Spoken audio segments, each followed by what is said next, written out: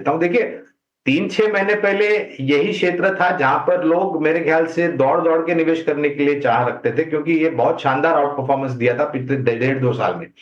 किसी ने 50, किसी ने 100, किसी ने 150, किसी ने 200, किसी ने 250% के ऊपर का रिटर्न दिया है, अगर आप तुलना करें पिछले 1.5-2 साल की। ऐसे आउट परफॉर्मेंस के बाद मुनाफा वसूली आना लाजमी होता है छोटी मध्यम अवधि के लिए। इसका ये मतलब नहीं होता है कि आप अपनी लंबी अवधि की जो विचारधारा और निवेश है उसमें कोई परिवर्तन करें। हमारी कोचिन शिपयार्ड पर लंबी अवधि के लिए निवेश की राय थी।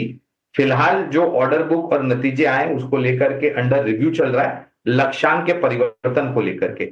तो अंडर रिव्यू इसलिए विशेष रूप में टिप्पणी नहीं करूंगा, लेकिन आपके चैनल के माध्यम के द्वारा 18 और स्वदेश के दर्शकों को एक बात बिल्कुल कहना चाहूंगा, अगर आपने रक्षा क्षेत्र के किसी भी सक्षम मजबूत कंपनियों में निवेश किया है तो आपकी समय सीमा जो है वो कम से कम 3 से 5 साल होनी चाहिए, अगर आपको ज्यादा से ज्यादा मुनाफा इस क्षेत्र से कंपनियों में जो निवेश किया है उसमें से कमाना है। तो चलिए, तो डिफेंस क्षेत्र पे थोड़ा सा नजरिया आपको लंबा रखना पड़ेगा गौरांग की ये सलाह दी हुई। संजय, कौन से स्टॉक पर राय लेंगे? जी मझगांव डॉक पे।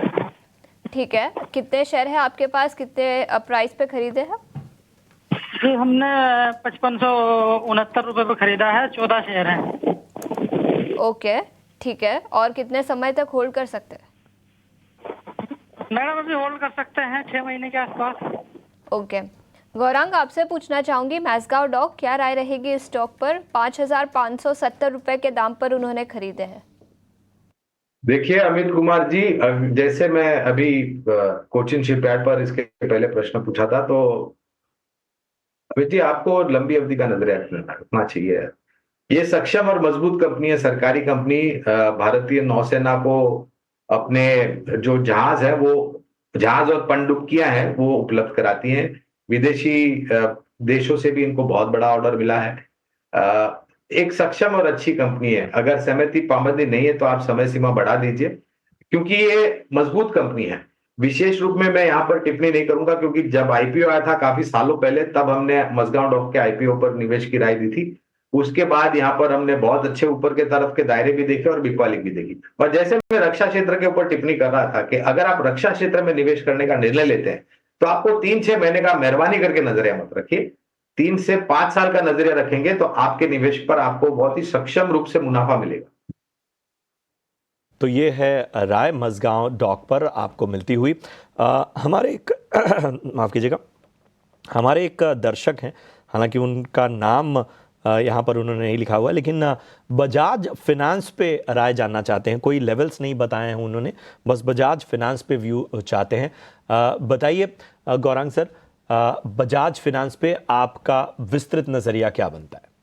काफी चर्चे में रहा था प्रशांत भाई, बजाज फाइनेंस और बजाज फिनसर्व, जब बजाज हाउसिंग फाइनेंस का आईपीओ आया था, और बहुत ही बेहतरीन रुचि निवेशकों ने बजाज हाउसिंग फाइनेंस में दिखाई और लिस्टिंग भी अच्छी हुई। लिस्टिंग के पश्चात का इतिहास हमें सबको पता है।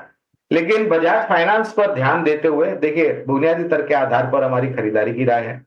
जिस प्रकार का इनका कारोबार है अच्छा खासा फैला हुआ है, न तो सिर्फ बड़े शहरों में, छोटे शहरों में, लेकिन टायर 2 टायर 3 सिटीज और खास करके जो ग्रामीण और मध्यम ग्रामीण भाग है हमारे भारतवर्ष के, वहां पर इनका कारोबार फैला हुआ है। और जिस प्रकार से पूंजी भी जुटाई है इन्होंने कुछ महीनों पहले, वो भी एक सकारात्मक अंदाजा दे रहे हैं। तो अगर लंबी अवधि का नजरिया तो बदले है तो रुके रहने की सलाह। अभिषेक मेरे साथ फोन लाइन पर है। नमस्कार अभिषेक, कहाँ से बोल रहे हैं? जी मैम, जावरा से बात कर रहा था। बताइए मैम, मेरे पास LIC के 98 शेयर है। वो मैंने 1116 पे ले रखे हैं। Okay okay. वो मैम, उसको आगे क्या राय है, इसको रोकना चाहिए या फिर? कितना समय और देना चाहेंगे? मैम 4-5 महीने। चलिए 4-5 महीने और है। गौरांग बहुत ही गौरांग के पास आना चाहूँगी मैं। गौरांग, बहुत ही रेंज बाउंड मूवमेंट है।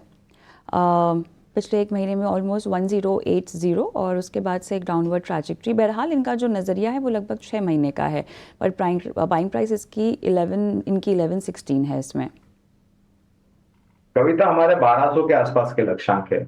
जीवन बीमा से जुड़ी हुई ये एक दिग्गज कंपनी है, life insurance corporation of India.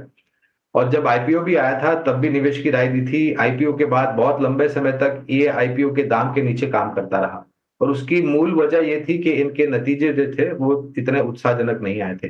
लेकिन अभी कुछ समय पहले जब स्टेट एसबीआई लाइफ इंश्योरेंस के एक प्रश्न पूछा था, तब मैंने ये कहा था कि इंश्योरेंस क्षेत्र जो है, जीवन बीमा का क्षेत्र, वो अब परिवर्तन हो रहा है और उसका मुख्य कारण है कि नतीजों में अच्छा परिवर्तन हो रहा है।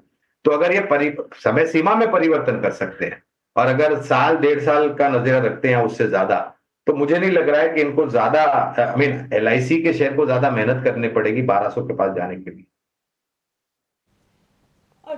इसी के साथ सवाल जवाब का सिलसिला आज हम यही समाप्त करते हैं। गौरांग, बहुत बहुत धन्यवाद आपका।